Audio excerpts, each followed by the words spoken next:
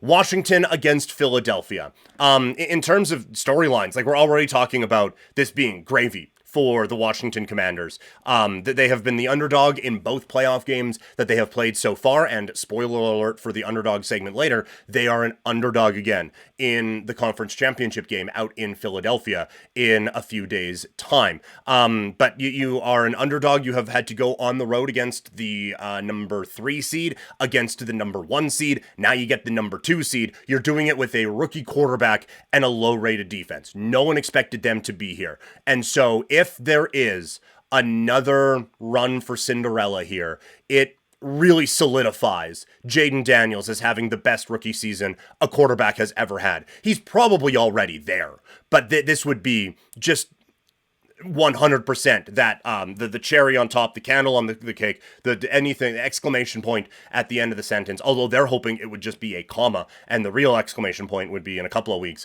out in New Orleans. But it would really just kind of solidify that. It would make me be wrong from saying earlier on in the season, yeah, I think Washington's kind of turned into a pumpkin here when they had that game against the New Orleans Saints that was closer than it needed to be. I kind of just thought, okay, teams have figured this kid out. And obviously they haven't, because he is one of the final four teams left here in the conference finals. Other than that, it's a neat story for a couple of people involved on Washington. And I'm sure if you did a deep dive on everyone, like there's an awesome story in a lot of these. There's a lot of sacrifice that and a lot of roadblocks in the way of guys to get to this point when you are talking about the 1% of the world who get into this, like that there are difficulties and there are blocks in the way that always kind of hinder things a little bit. So, but the couple that kind of stand out is Dan Quinn.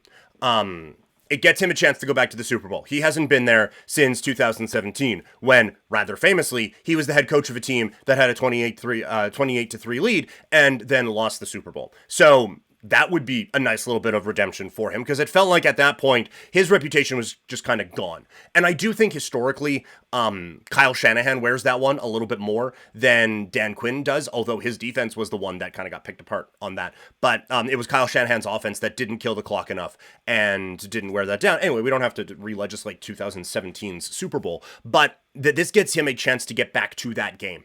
And since then, he gets let go by the Falcons, not immediately, but he gets let go by the Falcons. He bounces around as a defensive coordinator with varying results on that one. But now he has come here, and he has this different edge to him and this offense. He has a confidence in his quarterback that no one else has ever had in a rookie quarterback before. And he has absolutely maximized every ounce of talent that this defense has. I was not a big Dan Quinn believer. I thought this was a wasted hire and potentially a wasted year for a talented prospect that we didn't really know what we had, given the injury situations and the recklessness that he could play with at the collegiate level. But I have done a complete 180. It seems like that Coach Quinn is a guy who has just got the absolute most out of every single player that he has had on the defensive side, and that it has not led to a great defense at times, but it has got them enough to come up with a couple of big plays to get them to the conference title game.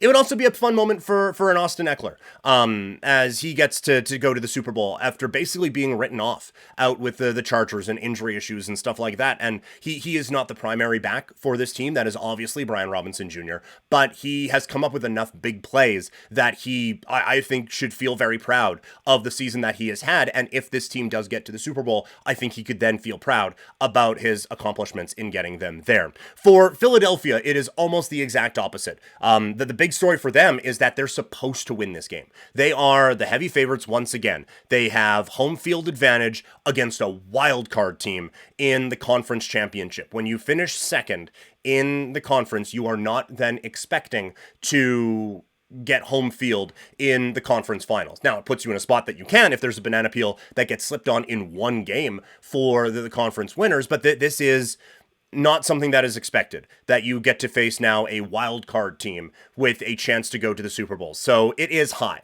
the expectations for this team. Overall, the big story, I think, around the Eagles is that it would silence a lot of critics. And I will admit, raise the hand here, I was I was and am a critic. I didn't pick them to win last week against a team that may as well have been a wildcard team in the LA Rams, one that they had a significant talent edge over because I don't believe in the coach. I just don't. I've said before, seems like a bad hang, and seems like there have been a lot of issues that have been allowed to fester in Philadelphia, and I think that has I think a lot of that has to do with the coach.